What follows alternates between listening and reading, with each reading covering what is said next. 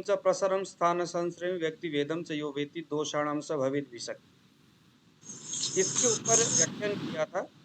जो चिकित्सा के जो षट क्रियाकाल है इसके ऊपर मैं आप सभी को बता दूं कि अभी पीछे भी कुछ लोग स्टूडेंट आए यहाँ पर, कि मैं इस क्लास में जिस बात को मैं कवर नहीं कर सकता, मैं नहीं बोल सकता टाइम के अभाव में, उसको मैं ब्लॉग बना करके ayushyogi.com, ये जो वेबसाइट है ये देखिए जरा, इस वेबसाइट में हम लोग इस तरह से डाल देते, मैं इसमें डाल देता हूँ ब्लॉग। प्लीज आप लोग जाए और कंप्लीटली जो ये बातें हैं इसको आप, क्योंकि ऐसा है ना कि बहुत बातें होता है बताने वाला, समझाने वाला, लेकिन हम समय के अभाव में अब 1 घंटे में एक चीज मैं आपको बताता हूँ। ये देखो ब्लॉग है ये, यहाँ आज मैंने रक्त मोक्षण के ऊपर बहुत अच्छी मैंने अपने ये लिखा हुआ है, ये फर्स्ट पार्ट है, इसको आप देख लीजिए। रक्त मोक्षण श्रृंगी से करना है, जलोका से कब करना, अलाभु से कब करना, घटी यंत्र से कब करना, ठीक है, ये सारी चीजें।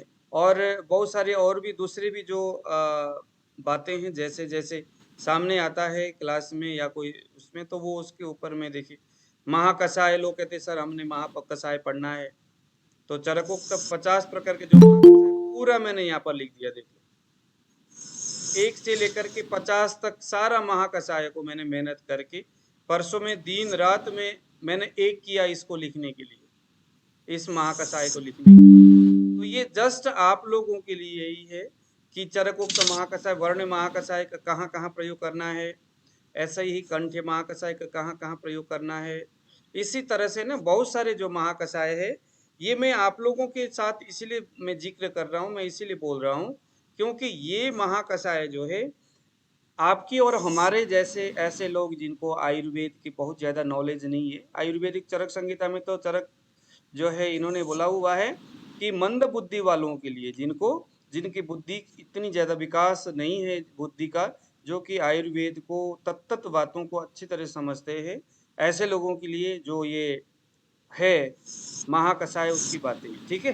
तो रोज आप लोगों ने महाकषाय को, जो भी हम ब्लॉग डालेंगे, जो मैं क्लास में कंप्लीट नहीं कर सका उस बात को मैं वहाँ ब्लॉग में डाल करके आपको मैं पोस्ट भेज दूंगा, यहाँ लिंक, उसमें क्लिक करके एक बार आप लोगों ने जरूर उसको स्टडी करना, यदि आप लोग वाकई में आयुर्वेद सीखना चाहते हैं तो।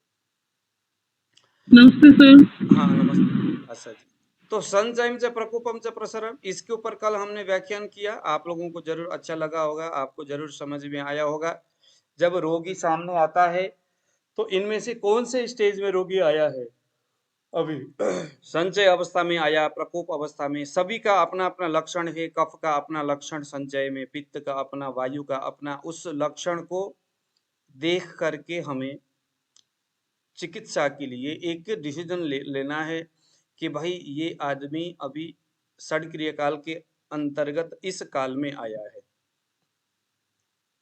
लेकिन यह जो दोष बना, विकास हुआ यानी बढ़ा, और उसके बाद ये क्या हो गया, प्रसर हो गया। प्रसर होने का मतलब दूसरे स्रोतों के अंदर बहिर्गमन हो गया, अपने स्थान से बाहर चला गया और जाकर के संग हुआ किसी धातु के साथ, और उसके बाद वहां पर ठहर गया और व्याधि हो गया। कल हम परसों हमने इसके ऊपर पढ़े थे। इसके संदर्भ में जो यह चीज है, जो उठा, बढ़ा, भगा, किसी के साथ संयोग हुआ यानी किसी के साथ जुड़ा, और उसके बाद धीरे धीरे वहां एक व्याधि का पूर्व रूप बनाया, फिर उसके बाद एक रोग का नामकरण वहां हुआ। ये होने के पीछे दो विशेष करके कारण ग्रंथकार बताते हैं। एक तो है स्वतंत्र दोष प्रकोप के वजह से, और दूसरा है परतंत्र दोष प्रकोप के वजह से। हमें चिकित्सा षट क्रियाकाल को समझना है, और साथ साथ में हमें यह भी समझना है कि यह जो है ये स्वतंत्र रूप से व्याधि बन के बढ़ के, पहले कलेक्शन हुआ फिर बढ़ा फिर आदि हुआ है, या वो किसी दूसरे चीजों के वजह से ये व्याधि बढ़ा है। जैसे अभी हम इसके ऊपर विस्तृत बात करेंगे। समझ में आया? पहले षड क्रिया काल को देखना है फिर उसके बाद उसमें से हमने ये देखना है कि ये स्वतंत्र कारण से बड़ा है। स्वतंत्र कारण मतलब वायु का अपना जो गुण है, रुक्ष शीत लघु सूक्ष्म सलोथ विशद खरा, ये वायु का स्वयं का गुण है। शरीर के प्रत्येक अवयव, ज्ञानेन्द्रिय, कर्मेंद्रिय का स्वभाव इन गुणों से प्रभावित रहता है। ध्यान से सुनना मेरी सभी बातों को, एकदम ध्यान से, क्योंकि आयुर्वेद का मूल सिद्धांत है ये। जिसने इस बात को समझ लिया, समझ लो कि उसने पूरा आयुर्वेद कंठस्थ याद कर लिया। और जिसके दिमाग में ये बात नहीं चली, वो फिर तो बस आयुर्वेद जितना मर्जी कोई फर्क नहीं पड़ने वाला। स्वतंत्र दोष प्रकोप, परतंत्र दोष प्रकोप। वायु का स्वतंत्र दोष प्रकोप का मतलब क्या है?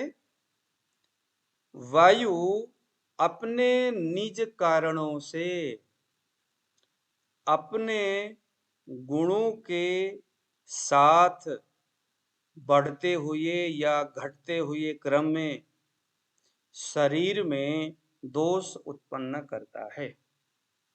निज कारण से, अपने ही कारणों से, खुद से वायु खुद से बढ़ते हुए क्रम में दोष उत्पन्न करता है। जैसे रुक्ष शीतो लघु सूक्ष्म सलोथ विशद खरा, इसके व्याख्यान हम बाद में अच्छी तरह से करेंगे एक एक ऊपर, लेकिन अभी मैं जस्ट आपको बताऊंगा कि वायु में एक स्वतंत्र गुण है ड्राइनेस, या रफली होना बोलते हैं ना, शरीर एकदम रफ हो रहा है, ड्राई हो रहा है। तो ये ड्राई होना वायु का एक गुण है। वायु जब अपने निज हेतुओं से, निज हेतु मतलब आपने कुछ ऐसा चीज खाया जो ड्राई था, बहुत ज्यादा खा लिया, मान लो गर्मी के मौसम, सर्दी के मौसम या गर्मी के मौसम में आपने भुना हुआ चना बहुत खाया। इसीलिए देखना कि जो डॉक्टर है आयुर्वेद वाले, जब किसी कोई वात प्रदान व्याधि वाले रोगी आते तो कहते आपने जो है चना नहीं खाना है, मूंग मसूर के अलावा आपने भुना हुआ कोई चीज नहीं खाना है, आपने बहुत ठंडी चीजें नहीं खाना है जिसमें चिकनाहट नहीं है। क्या नहीं खाना है? ठंडी चीजें जिसमें चिकनाहट, ठंडी है लेकिन वो चिकना है तो वो कफ है, उसमें कफ के गुण है। ठंडी है लेकिन चिकनाहट से रहित है, वो वायु के गुण बढ़ाएगा।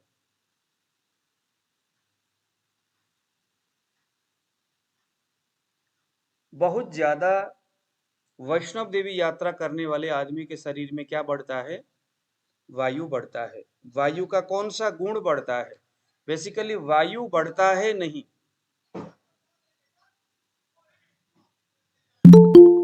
वायु बढ़ता है भी नहीं कहना है, हमें कहना है वायु का चल गुण बढ़ता है। या अगर मैं स्पष्ट कहूं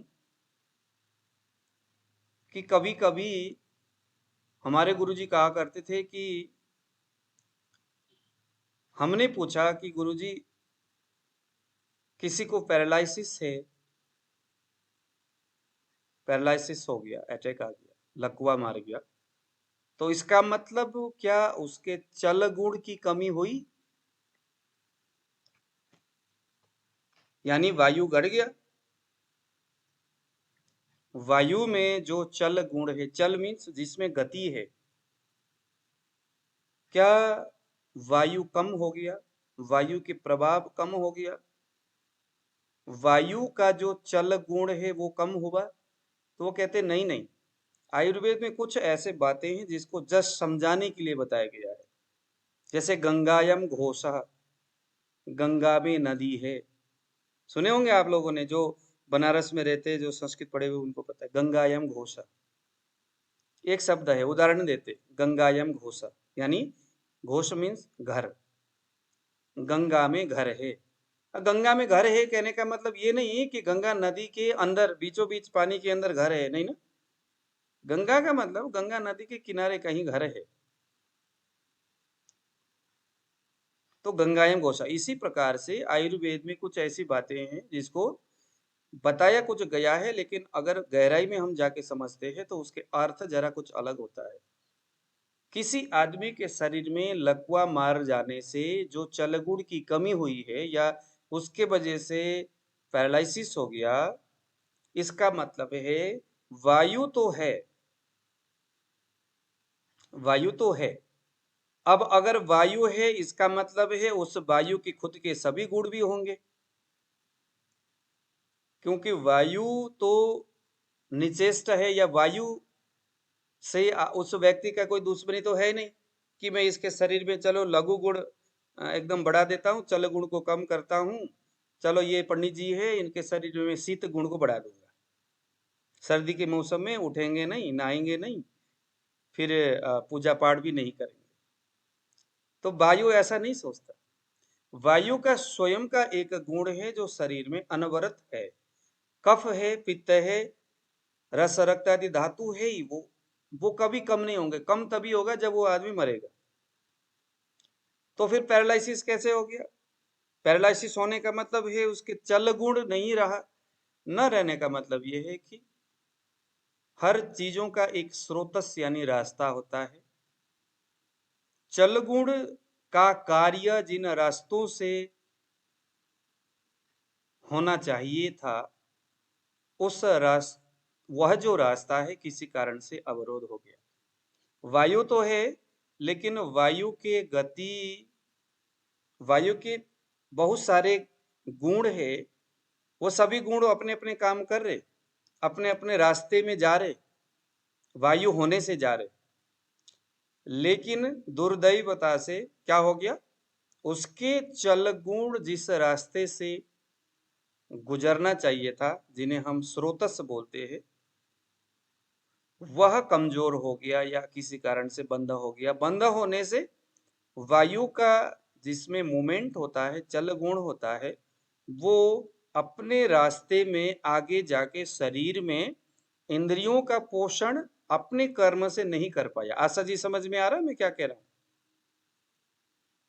इसीलिए चल गुण की हानि हुई है। बेसिकली वायु में चल गुण नहीं है ऐसी बात नहीं है, लेकिन उसका जो शरीर है चल गुण को एक्सेप्ट करने के लिए असमर्थ हो रहा है।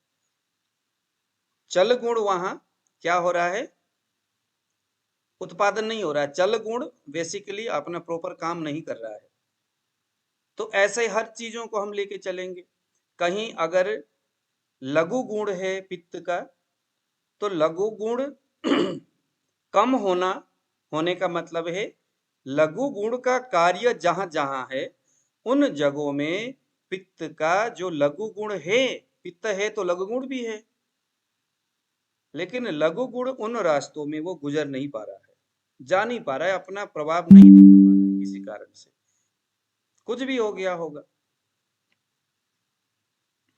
तो हम बात कर रहे थे स्वतंत्र और परतंत्र दोष के संदर्भ में, क्योंकि मैंने आपके साथ मैंने बताया था कि मैं सिर्फ नाड़ी ही नहीं बल्कि आपको चरक भी पढ़ाऊंगा।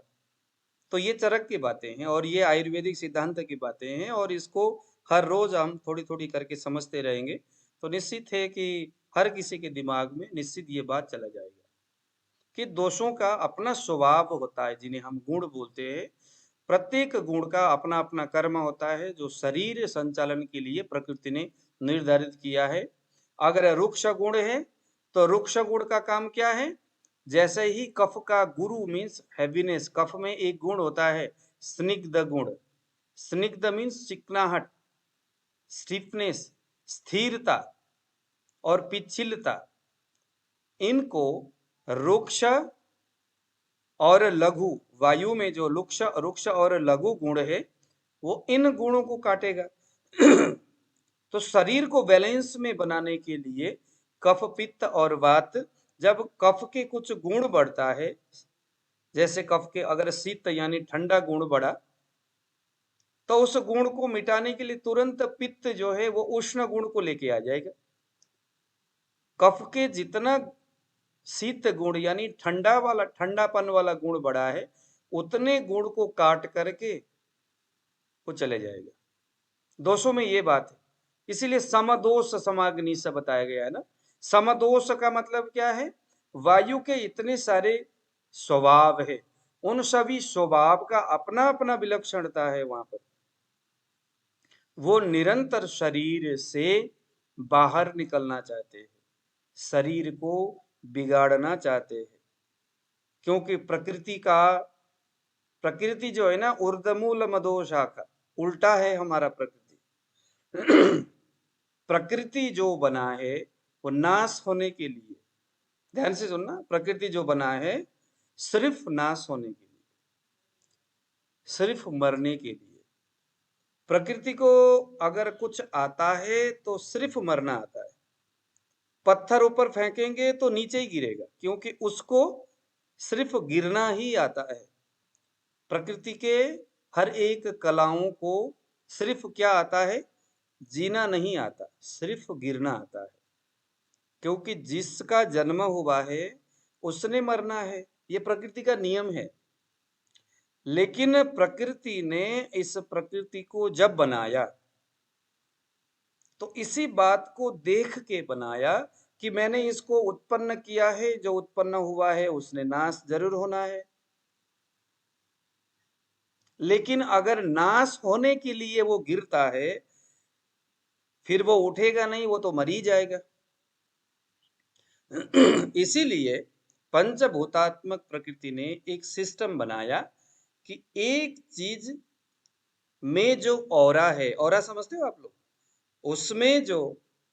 उसमें जो ताकत है, उसमें जो वाइब्रेशन है, उसमें जो ऑरा है, उसमें जो लाइट है, जो प्रकाश है, दूसरे के पास जो प्रकाश है वो एक दूसरे में चुंबक के तरह एक क्रिया और प्रतिक्रिया होता है। जैसे आसमान में बहुत सारे इतने बड़े बड़े ग्रह पिंड है, घूमते रहते हैं, लेकिन वो है इस हिसाब से रखा हुआ है उसको प्रकृति ने कि वो कभी भी अपने अक्ष से घूमते हुए बाहर जा ही नहीं सकता, क्योंकि जैसे ही वो बाहर जाएगा वैसे ही वो किसी दूसरे ग्रह के अक्ष में पहुंच जाएगा।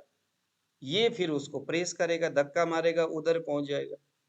जैसे गली के कुत्ते देखते होंगे आप, इधर के कुत्ते यहीं पर रहेंगे और मस्ती से रहेंगे, दूसरे गली में जाएंगे तो वहां फिर भौं भौं इधर भी शुरू और उधर भी शुरू।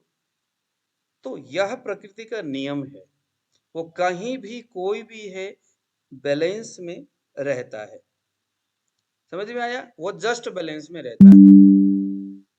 तो इसी तरह से वायु में जो तमाम गुण है, वह गुण जैसे ही बढ़ता है, बढ़ते ही दूसरे गुण जिसका नाम है कफ, क्योंकि वायु जब बढ़ता है तो शरीर में क्या होता है? वायु जब बढ़ता है तो कफ कम होता है। वायु जब बढ़ता है तो कफ क्या होता है? कम होता है। कम होता है ना, कफ जो है माइनस में आ जाता है। तो ये नियम है, एक जैसे ही बढ़ेगा तो दूसरा कम हो जाएगा, ताकि वो बैलेंस में रहना है। वहां पर वायु में रुक्ष गुण है, रुक्ष यानी सुखाने वाली। ड्राई होगा, ड्राई होने से क्या होगा? शरीर में लघुता आएगा, हल्कापन आएगा। अगर रुक्षता की कमी होगी तो फैटी लिवर हो सकता है। शरीर में कुछ भी चीजें जो बढ़ रहा है वो रुक्षता के, वायु के गुणों की कमी के वजह से हो रहा है, पित्त के कुछ गुणों की कमी के वजह से हो रहा है, सर गुण की, कटु और द्रव है, अम्ल गुण, तीक्ष्ण गुण, उष्ण गुण, स्नेह, स्नेह यानी एक प्रकार का चिकनाहट वाला, जो तरल होकर के गिर गिर जाए, ऐसे पित्त का गुण, इसकी कमी हो रही है। कफ के गुण बढ़ रहा है, कहीं भी हो रहा है, चाहे ट्यूमर हो, चाहे कैंसर हो, चाहे फैटी लिवर हो, कुछ भी हो, वायु और कफ।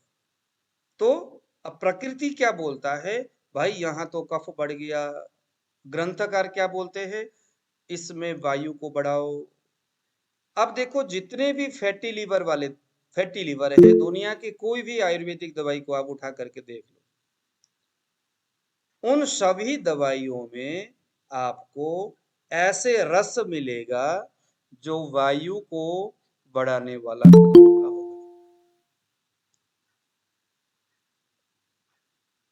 फिर से बता रहा हूं कफ के गुरु स्निग्ध गुरु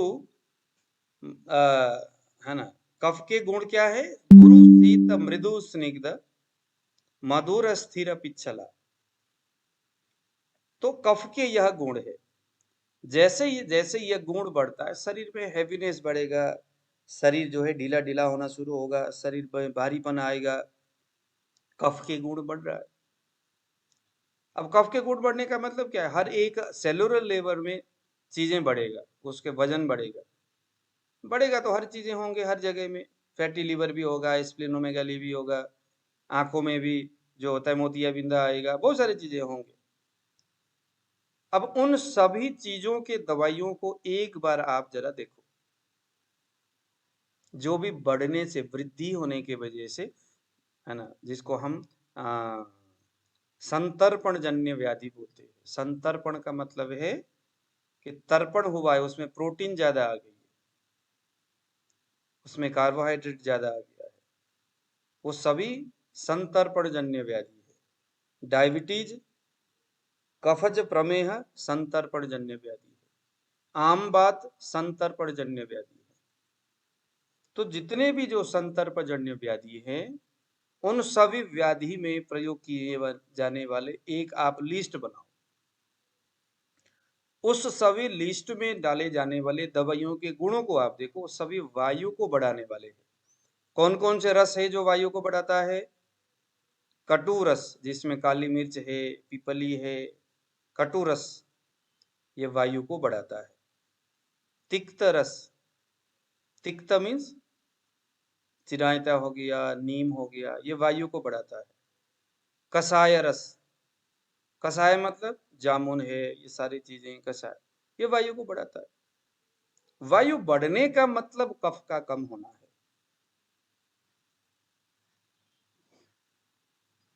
तो मैं बात कर रहा था कि स्वतंत्र अवस्था में जब वायु बढ़ता है, अपने गुणों से सेलुलर लेवल में चीजें बढ़ रहा है, या कफ बढ़ रहा है या पित्त बढ़ रहा है, अपने हेतुओं से बढ़ते हुए क्रम में वो संचित अवस्था में जाएगा, फिर प्रकोप में जाएगा, फिर प्रसर में जाएगा, स्थान संशय में जाएगा।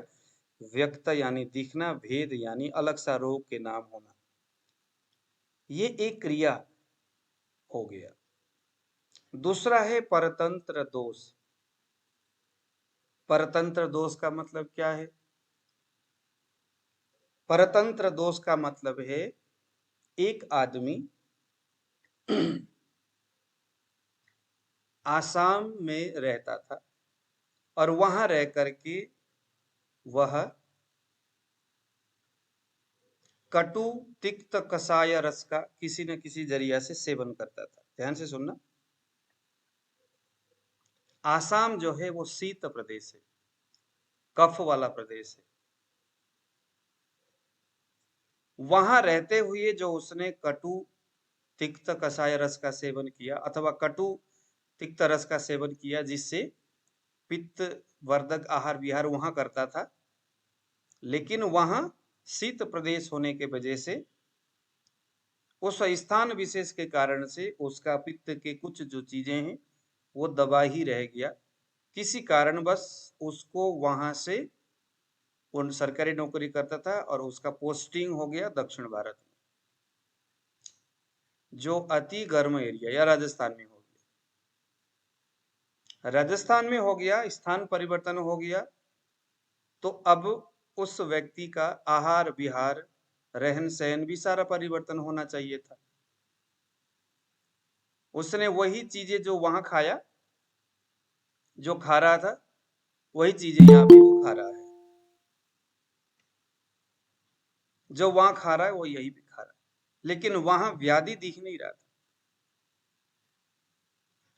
यहां आकर के उष्ण प्रदेश में जैसे ही आया, और जैसे ही उसने कटु द्रव्य का सेवन किया तो यहां आकर के, क्योंकि कटु जो होता है वो वायु को भी बढ़ाता है, वात वृद्धि हो गया।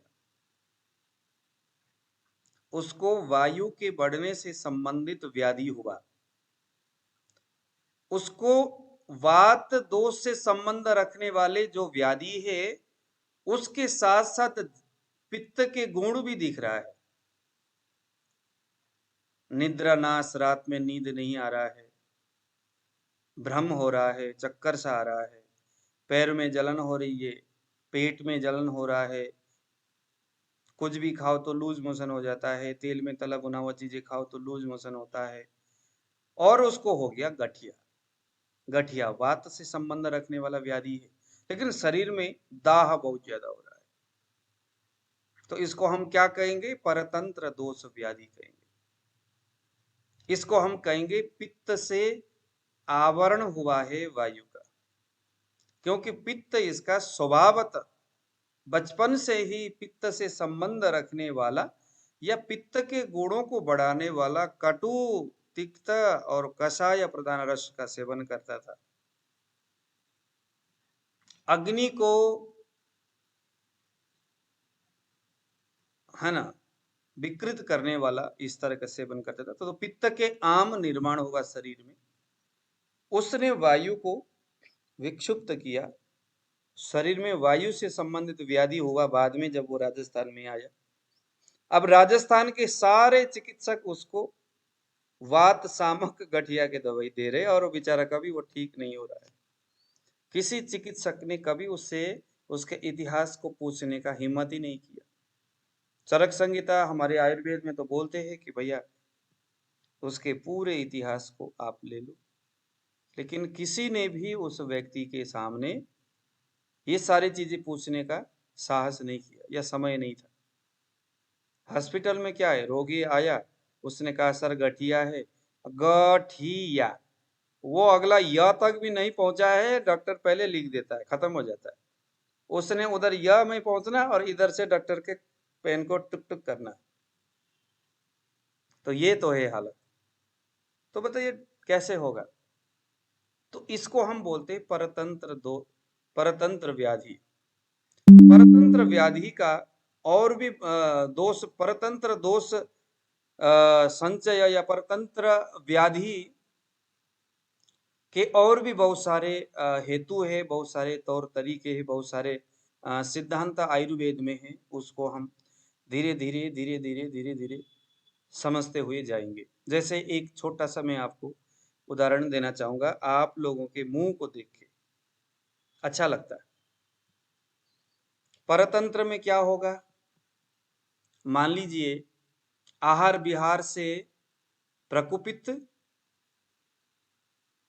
वायु, ध्यान से सुनना, परतंत्र के कितने सारे अवस्थाएं हैं जो शरीर में घटित होता है।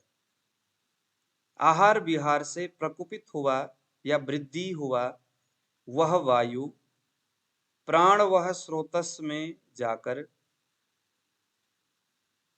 किसी एक जगह में, प्राण वह स्रोतस के, प्राण वह स्रोतस का मतलब प्राण कहाँ कहाँ है? हमारे हृदय से लेकर के मस्तिष्क तक। उसके कार्य हम बाद में पढ़ेंगे, अभी तो आप लोग प्रारंभिक अवस्थाओं में हो जो नए स्टूडेंट है। तो प्राण व स्रोतस में वृद्धि अवस्था के वायु गया और वहां वायु ने अपना रुक्ष आदि गुणों के बदौलत किसी एक जो गुण वाला संसर्ग हुआ था, उसने शायद हो सकता है वायु को बढ़ाने वाला रुक्ष गुण का ज्यादा सेवन किया होगा, शीत गुण का ज्यादा सेवन किया होगा, लघु गुण का ज्यादा सेवन किया होगा, रुक्ष गुण का ज्यादा मतलब कि, है ना, सेवन किया होगा, चल गुण का ज्यादा सेवन किया होगा, बहुत ज्यादा यात्रा करता होगा, रात्रि जागरण किया होगा, रात भर जागरण में, हर रोज जागरण, भजन गाने वाले पंडित जी रात भर जागरण में, दिन में सोना और रात में जगना। तो अधिक इस तरह के, एक तरह के, एक दोष के, कोई एक तरह के गुण के अधिक संगति में आने से शरीर क्षुब्ध हो जाता है और क्षुब्ध होने के वजह से किसी कारणवश प्राण वह स्रोतस में जाकर के अपना डेरा जमाया। किसने? वृद्धि अवस्था के वायु ने। जब उसने किसी एक जगह में जाकर के विकृत उत्पन्न किया अपने परमाणुओं से, तो जहां पर उसने विकृत उत्पन्न किया, इसे हम अवरोध भी कहेंगे, है ना। वातावरण, वात से अवरुद्ध भी हम कहेंगे। एक जगह में जाकर के उसने क्या किया? विकृत किया उस एक स्थिति को, एक जगह को। जब वहां विकार उत्पन्न हुआ तो वहां से सूक्ष्म स्नायु, और जगह भी तो जाता होगा ना, शरीर में तो स्नायु बहुत ही छोटे छोटे स्नायु अलग अलग जगह में जाता है। जहां वायु ने प्राण व स्रोतस के स्थान में जाकर के अवरोध पैदा किया या विकृति पैदा किया, उस जगह में किसी दूसरे आर्गन में पहुंचने वाला एक स्नायु वहीं पर था तो क्या हो गया? उस आर्गन तक उस जगह से पोषण प्रॉपर नहीं जा रहा है, क्योंकि ब्लॉक हो गया। समझ में आया आपको? वो जगह ब्लॉक हो गया, वो जगह ब्लॉक हो गया। जैसे आशा जी के घर में एक व्यक्ति गाय का दूध लेके रोज आता था। एक दिन आशा जी के घर में एक बब्बर शेर घुस गया। आशा जी के 4-5 बच्चे और घर में दूध के बगैर बात नहीं बननी। अब जैसे ही शेर बब्बर शेर घर के अंदर प्रवेश किया, तो जो दूध लेके आने वाला व्यक्ति है वो प्रभावित हुआ। यार इसके घर में नहीं जाना, शेर है, आके मुझे काटेगा, खाएगा। वो दूध लेके आना ही बंद हो गया। उसके मन में एक वहम पड़ गया कि यार शेर है। अब वो शेर वहां है या नहीं, वो बात की बात है, कभी तो ऐसे भी कंडीशन। तो सेम वही हालत यहाँ स्रोतसों में भी हो रहा है। एक स्थानिक जगह में दोष वृद्धि हो जाती है, वहां से संबंध रखने वाले दूसरे स्नायु, जो दूसरे अर्गन तक पोषण को देने वाला कार्य कर रहा था, उस स्नायु से संबंध रखने वाला पोषण, जैसे प्राणवायु है तो प्राणवायु से संबंध रखने वाले कितने तरह के पोषण है, जैसे ऑक्सीजन महत्वपूर्ण घटक है शरीर के लिए। जस्ट उसी पॉइंट से दूसरे अर्गन में अब वो पोषण प्रॉपर जा नहीं पाएगा, क्योंकि वायु वहां उथल पुथल कर रहा है। तो इस जगह को हम कहेंगे वृद्धि अवस्था, और यहां से उधर उस अर्गन तक की जो स्थिति है उसको हम कहेंगे क्षय अवस्था। उस अर्गन की हानि हो रही है, क्योंकि प्रॉपर यहाँ से वो रसायन की वो जो है ऑक्सीजन नहीं जा पा रहा है, जो प्राण वायु से संबंध रखता था वो। तो उस जगह का हानि हो गया और इस जगह का वृद्धि हो गया वायु की वजह से। जहां पर हानि हुआ है, ध्यान से सुनना, जहां पर हानि हुआ है उस जगह में क्षयजन्य वृद्धि होगा, और जहां वायु बढ़ा है उस जगह में वृद्धिजन्य वृद्धि होगा। चिकित्सा करते वक्त यहां बड़ी कंफ्यूजन हो जाती है कि अमुक अर्गन में क्षय हो रहा है, और उसके लिए जब हम वृद्धि कारक कोई दवाई, क्योंकि क्षय का मतलब वायु बढ़ना, वायु बढ़ है ना, वायु बढ़ने से वहां क्षय हो रहा है उस जगह में, और यहाँ कुछ और ही चीज हो रहा है। जैसे कभी कभी क्या होता है कि अमुक आदमी को मैंने अमुक दवाई दिया और देने से उसको और ज्यादा विचलित हो गया। ऐसा होता है या नहीं होता? दवाई खाने से तो ठीक होना चाहिए, लेकिन उससे ठीक नहीं होता। तो ये वही कंडीशन है। इसीलिए ऐसी स्थिति को ध्यान में रख करके, जहां पर वो सबसे पहले विकृत विकार उत्पन्न हुआ है आहार विहार की वजह से, तो यहाँ ग्रंथकार बोलते हैं कि सबसे पहले आहार विहार को सुधारना है, लंघन क्रिया करना है। और वहां पर क्षय हो रहा है तो थोड़ा सा लंघन करना है, थोड़ा सा वस्ती चिकित्सा करना है। ब्रह्मणजन्य ताकत को देने वाले वस्ती भी देना है और इधर से लंघन भी करना है। तो ये चिकित्सा का ये एक स्थिति है। इसको अगर मैं ज्यादा अभी लंबा करूंगा तो आप लोग बोर हो जाओगे, इसीलिए मैं यहाँ से आगे नहीं बढ़ूंगा, रोज थोड़ा थोड़ा करके आपको समझाऊंगा। समझ में आया अभी हमने जो बताया? दो स्वतंत्र और परतंत्र दूसरे कारणों से अपने बिगड़ने के बाद दूसरी चीज को बिगाड़ देता है, वो परतंत्र है। उसमें दोनों का, जैसे अगर वायु की वजह से पित्त बिगड़ा या पित्त की वजह से वायु बिगड़ा है, तो यहाँ दोनों के लक्षण दिखेगा। पित्त के आवरण हुआ है वायु में, तो वायु बढ़ता हुआ दर्द भी हो रहा है और जलन भी हो रहा है। तो चिकित्सा करते वक्त हमें सावधानी बरतनी होगी कि किसने किसको आवरण किया है। अगर वायु ने किया है पित्त का, तो पहले वायु की चिकित्सा होनी चाहिए। अगर पित्त ने वायु का आवरण किया है, तो फिर पित्त का पहले चिकित्सा होना चाहिए। पित्त के चिकित्सा के लिए लूज मोशन वाली दवाइयां, वायु के लिए वस्ती वाली चिकित्सा। अब यह दोष संचय शरीर में होने का एक और कारण भी है, इसको भी लगे हाथ इसको समझना चाहिए। इसे आप लोग नोट करिए जरा, और ये बहुत महत्वपूर्ण की बात है, इसीलिए मैंने अपने इस क्लास के अंतिम चरण में मैंने इसको रखा है। देखिए जरा, ऋतु के हिसाब से कहते हैं कि जैसे ऋतु परिवर्तन होता है तो डिटॉक्सिफाई का अवसर होता है। हमारे हिंदू संप्रदाय में, हिंदू परंपरा में 2 नवरात्र जस्ट ऋतु के बीच में, मध्य ऋतु काल में 2 नवरात्र का परिकल्पना किया गया है ना? चैत्र नवरात्र और आश्विन नवरात्र। चैत्र नवरात्र सर्दी खत्म होकर के गर्मी आया हुआ रहता है, और आश्विन नवरात्र गर्मी खत्म होकर के सर्दी आया हुआ रहता है। ध्यान देना, ऋतु के बीच में शरीर क्षुब्ध रहता है। पहले वाले ऋतु का जो दोष है वह शरीर के अंदर आने वाले दूसरे ऋतु से संबंध रखने वाले दोष के साथ हमारा शरीर मैनेज नहीं कर पा रहा होता है। समझ में आया? सर्दी में, सर्दी के मौसम में शरीर में कफ का संचय होता है, गर्मी के मौसम में पित्त का संचय होता है। सीधी सी बात मैं बता रहा हूं। सर्दी खत्म होकर के जैसे ही गर्मी का मौसम आता है, बीच में आता है चैत्र नवरात्र, तो हमारे गुरुजनों ने कहा कि भैया आप एक काम कर लो, इस बीच में आप व्रत रखो, नवरात्र में कुछ न खाओ, हल्का भोजन करो। और जो आयुर्वेद जानने वाले लोग हैं वो बीच में बताया करते हैं कि भाई पहले 7-8 दिन, 8-9 दिन तक व्रत रखिए, लघु आहार करिए, और अंतिम दिन में हवन करने के बाद वमन चिकित्सा कर लो, सर्दी से गर्मी के बीच में। अब गर्मी से सर्दी आ रहा होगा तो वहां पर विरेचन वाला काम कर लो, पहले से उसकी तैयारी करो, घृत सेवन करो या तेल का सेवन करो, स्नेहन, स्वेदन, अभ्यंग आदि करो उन नवरात्र के बीच में। ऐसे चिकित्सक जो है, अगर इन धार्मिक चीजों को मानने वाले होंगे तो वो बीच में प्लस कर देंगे। तो ऋतु, क्योंकि पूर्व ऋतु, पहले वाला जो ऋतु का शरीर में प्रभाव है, उसके रहते दूसरे ऋतु जब आ जाता है और आहार विहार में अगर हम परिवर्तन नहीं करते, डिटॉक्सिफाई अगर नहीं करते, तो ये फिर यहाँ संचित अवस्था में पहले वाले ऋतु के हिसाब किताब आ जाता है।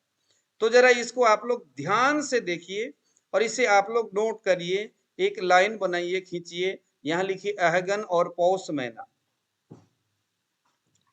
आप लोग लिखिए जरा, हालांकि मैं पीडीएफ दूंगा बाद में तो वहां तो है ही, लेकिन अभी आप लोग अगर लिखेंगे तो अच्छी बात है। अहगन और पौष महीना, इन दोनों महीने को हम हेमंत ऋतु बोलते हैं।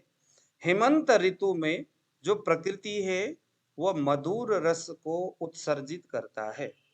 मधुर रस कफ को बढ़ाने वाला रस है। मधुर रस में पृथ्वी और जल महाभूत होता है। हमने पढ़े थे ना पहले, महाभूत, पृथ्वी, जल, तेज, वायु, आकाश। तो अहगन और पौष में ना मधुर रस प्रकृति उत्सर्जित करती। उत्सर्जित करने का मतलब, हेमंत ऋतु में आप जो भी चीज खाओगे उसमें प्रोटीन की मात्रा ज्यादा होगा। देखो आयुर्वेद आचार्य कितने टैलेंट थे वो।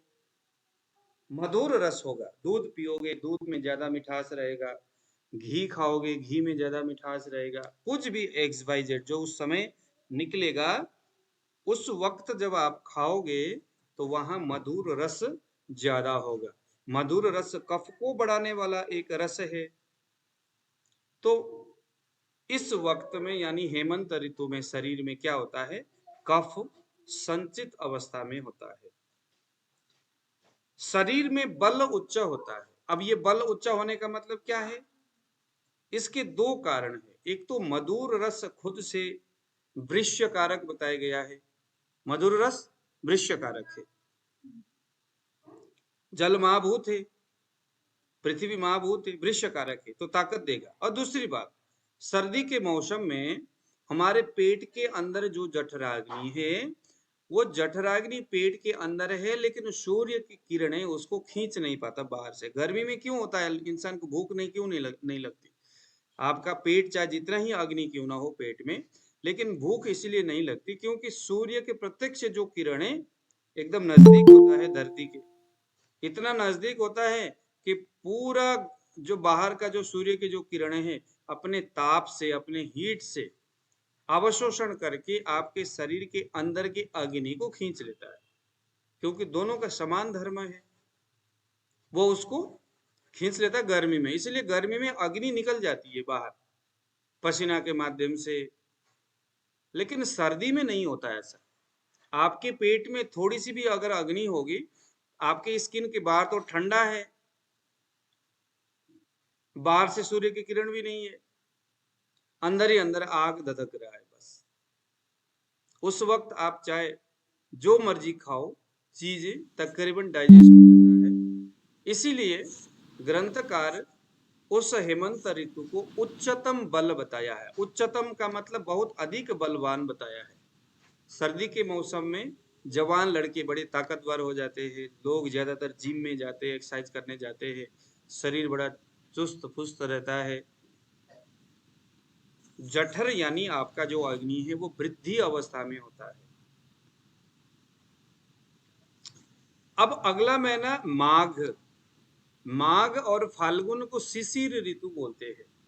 शिशिर ऋतु में जो प्रकृति है वह तिक्त रस को उत्पन्न करता है। तिक्त रस जो है वो वायु को बढ़ाता है।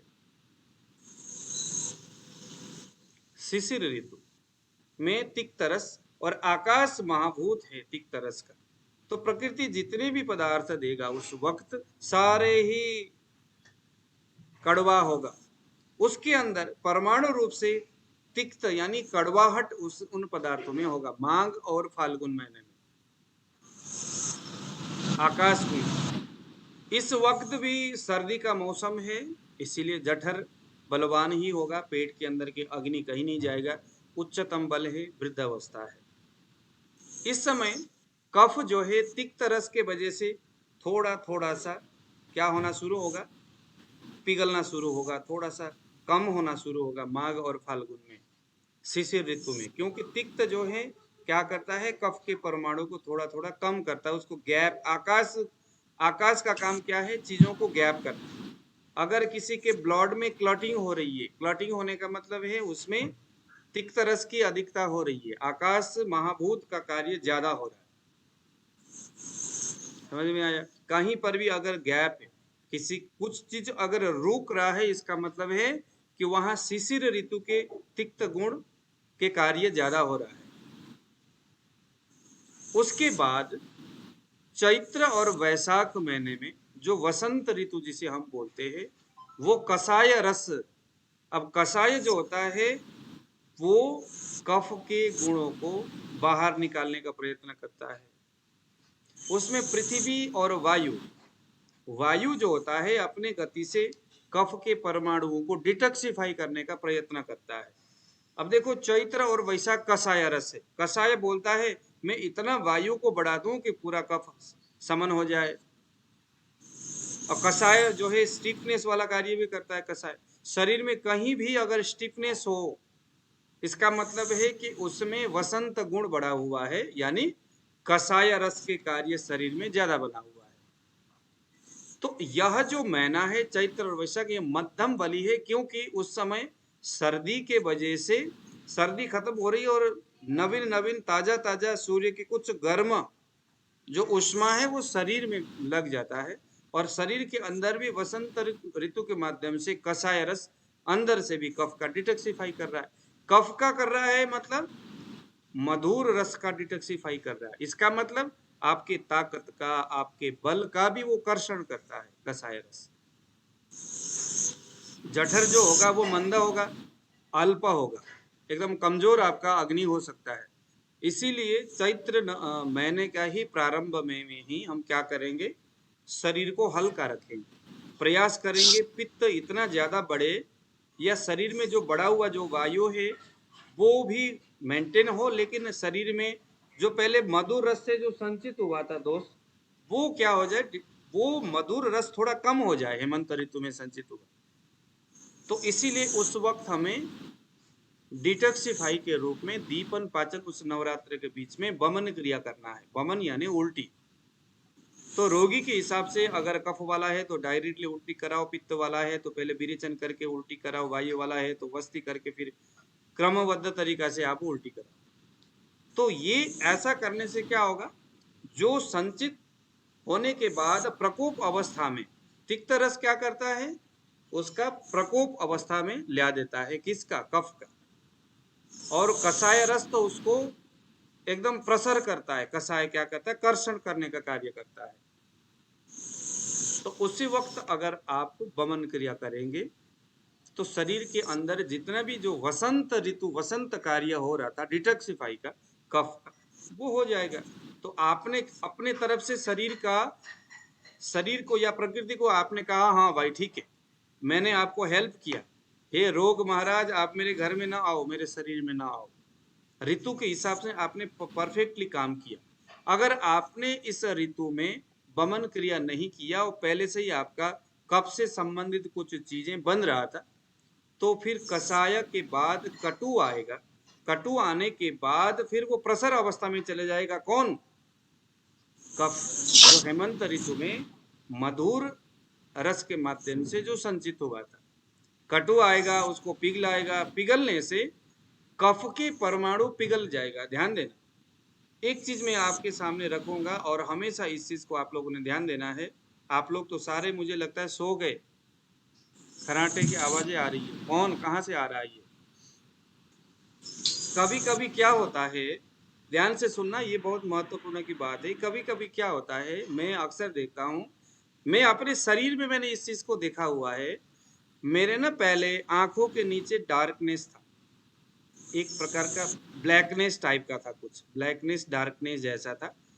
और समय के साथ साथ मैंने देखा कि यार ये तो मेरे गायब ही हो गया, वहां से हट गया। लेकिन मैंने कोई उसके लिए योग्य चिकित्सा नहीं किया। इसका मतलब अब मैं क्या समझूंगा कि जिन हेतुओं से जो दोष बढ़ने से संचित और प्रसर हो रहा था, तब तक वह दोष परमाणु रूप से उस जगह में विद्यमान था और उसके लक्षण मुझे आंखों के नीचे डार्कनेस ब्लैकनेस के रूप में दिख रहा है।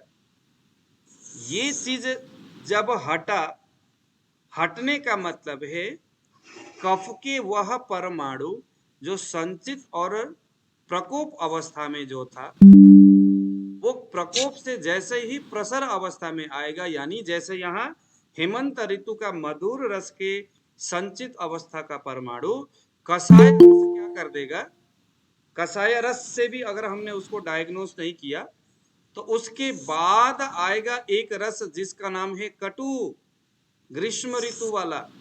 ये कटु रस क्या करेगा, उस कफ के परमाणुओं को ये पूरा तोड़ देगा। उस कफ के अपक्व परमाणुओं को, अपक्व ही है ना, जो आपके शरीर में संचित होके बैठा है वो अपक्व परमाणु है। तो हमें अपने शरीर में इस तरह से कहीं सिम्टम्स दिखता है कफ के, पित्त के, वायु के प्रारंभ में, लेकिन वो ज्यादा हानि नहीं पहुंचाता। इसका मतलब वो उस दोष का अपक्व रस है जो लक्षण के रूप में हमें दिखाई दे रहा है, लेकिन बाद में वो गायब हो जाता है।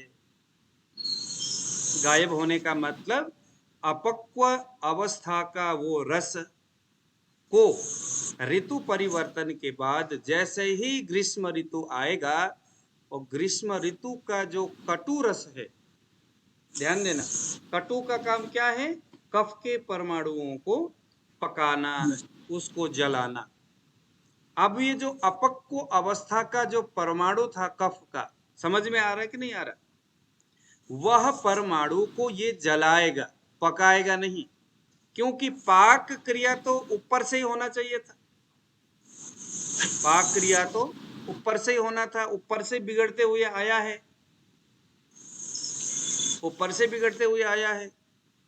एक बुरे आदमी को उसके संगठन के ही लोग अगर नहीं सुधार सके और वो भाग करके किसी दूसरे संप्रदाय धर्म या संगठन के पास पहुंच गया, तो वो वहां जाकर के वहां के लोग उसको सुधार नहीं सकते, वहां जाके वो आपत्ति मचाएगा।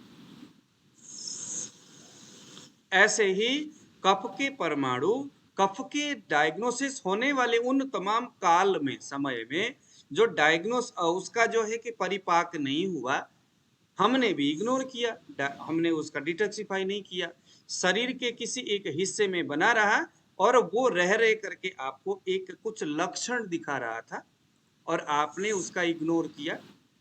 ऋतु परिवर्तन होगा दूसरे दोष का, जैसे पित्त का ग्रीष्म ऋतु आया, ग्रीष्म ऋतु ने क्या किया, अपने कटु रस से उस कफ के परमाणुओं को जलाना शुरू करेगा।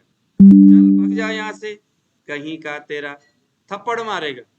जब वो थप्पड़ मारेगा उसको, तो बेचारा क्या होगा, वहां से फिर भागेगा। कहां भागेगा, किन्हीं स्रोतों के अंदर जाएगा, कहीं भी घुस जाएगा फिर वो, क्योंकि कटु उसको एक जगह रहने नहीं दे रहा है।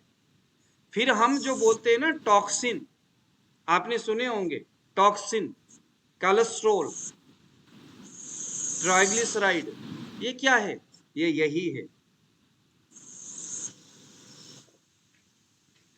अभी आपको समझ में आया कोलेस्ट्रॉल कैसे बना, ट्राइग्लिसराइड कैसे बना। अपने ऋतु में हमने उसके लिए कुछ नहीं किया और शरीर में वो बना रहा। दूसरे दोष के ऋतु में जब वो पहुंचा, तो वो उसने तो छोड़ना नहीं था, उसको उसने जलाया, उसने उसको डिटॉक्सिफाई नहीं किया, उसने उसको जस्ट जलाया। जलने से क्या हो गया, वो कफ के दूषित परमाणु स्रोतसों के अंदर घुस गया, जहर बन के। वो क्या बन गया, अब जहर बन गया, द्रव अवस्था में जहर, पित्त के संसर्ग को प्राप्त करके वो एक तरह का पित्त गुण वाला टॉक्सिन बना। इसीलिए आम बात के अवस्था में क्या बोला गया है, आम बात के रोगी के स्किन में जलन होती है, फिर बुखार आता है। आम बात में बुखार आता है कि नहीं आता, देखो कितनी सिंपल तरीके से मैंने आपको समझा दिया। अब यहाँ कोई एक व्याधि मत लो, वो कोई भी व्याधि हो सकता है जिसका प्रारंभिक अवस्था में हेमंत ऋतु था, जो कफ को मधुर रस जो कफ को बना रहा था, लेकिन डिटॉक्सिफाई नहीं हुआ, ना आपने किया न शरीर ने किया, वो पड़ा रहा। फिर वो पित्त के काल में आया और पित्त के कटु रस ने उसको उठा करके जलाया, उसको दे मारा धक्का, धक्का संसर्ग जा, संगति हुई किसके साथ, पित्त के साथ। किसका, उस कफ के दूषित परमाणु का। जब संगति हुआ तो वहां पर वही फिर जहर हो गया। सर यहाँ पे एक सवाल है, हमारा शरीर डिटॉक्सिफाई क्यों नहीं कर पाया, मतलब वो तो उसका नेचुरल प्रोसेस है ना सर, शरीर का हर ऋतु के अनुसार। आपने नहीं दिया, आपने नहीं नहीं दिया। दिया, शरीर ओके। कहता है कि कैसे? भाई मुझे हाँ, दो, कब दो। देखो ओके, चैत्र नवरात्र में हमें साइनस जैसा होता है, जुकाम नजला जैसा होता है, बुखार आने वाली स्थिति होती है। वो क्यों होता है, वो इसीलिए होता है, शरीर बोलता है भाई मुझे निकालना है चीजों को बाहर। हम क्या कर ओके, देते हैं, बुखार आया बुखार के टैबलेट खा लिया, जुकाम आया जुकाम के टैबलेट खा लिया। हम कहते हैं भाई तो अंदर ही अच्छा है, बाहर मत आ, ओके। तो अंदर ही बैठ, बाहर आएगा तो अच्छा नहीं है। हमें क्या इस पे डाइट भी थोड़ा सा डिपेंड होता है क्या सर? क्यों नहीं होता, जो जिस ऋतु में जो खाना चाहिए वो भी थोड़ा रिस्पॉन्सिबल होता है? देखो मैंने अभी आपको बताया, कफ के ऋतु कहाँ कहाँ से दौड़ते हुए आ रहा है, आहगन से पूष माघ हेमंत। फाल्गुन चैत तक, वहां तक कफ पहले उठा, फिर उसके बाद बढ़ा, फिर उसके बाद ग्रीष्म ऋतु तक पहुंच गया वो। तो ग्रीष्म ऋतु तक पहुंचने से पहले कौन सा वाला रस था? मधुर रस था। ये रस मधुरिया समझे, हेमंत में उठा है, मधुर रस था। अब वही जो मधुर रस है, देखो डायबिटीज में वही हो रहा है। कौन सा मधुर? डायबिटीज में क्या हो रहा है? वही मधुर रस। हेमंत की प्रॉब्लम है, मधुर उठा बना। अच्छा, अब यहाँ होना क्या चाहिए था? हमें लघु आहार करना चाहिए था नवरात्र में, चैत्र नवरात्र में। इतना शरीर से पसीना निकालो कि सारे अंदर की वो टॉक्सिन्स पसीने के माध्यम से बाहर निकल जाए। वमन करो, कफ का स्थान है उरु स्थान,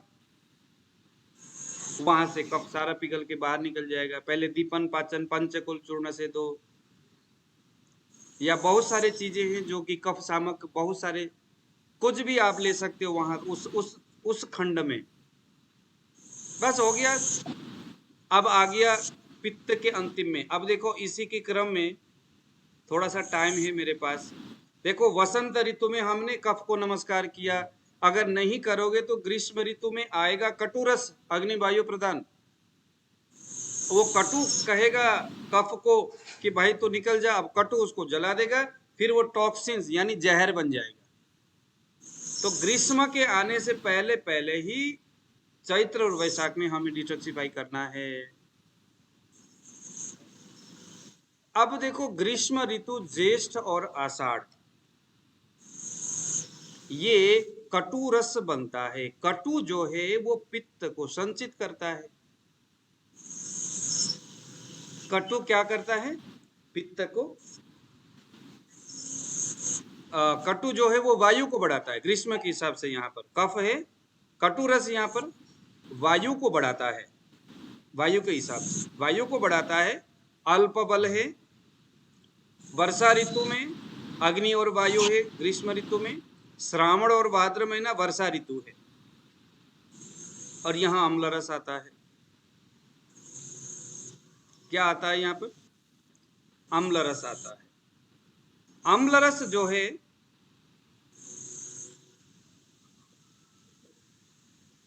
जब आता है तो अम्ल रस शरीर से वायु को शरीर से बाहर निकालने का प्रयत्न करता है, क्योंकि पृथ्वी भी अग्नि को समन करता है वायु को, और अग्नि भी वायु को समन करता है। हीन बल होता है उस समय, विकृत अवस्था में जठर होता है। तो वर्षा ऋतु में ग्रंथकार बोलते हैं कि हमें वस्ती चिकित्सा देना चाहिए। वस्ती अगर आप नहीं दोगे तो जो ये लवण रस है वह उस वायु को और ज्यादा प्रकोपित करेगा। शरद ऋतु आते आते आश्विन और कार्तिक के महीने में वायु के वजह से लोगों में ज्यादा पीड़ा होता है। आप देखना जरा, आश्विन और कार्तिक के बीच वात से संबंधित व्याधि से लोग ज्यादा मरते हैं।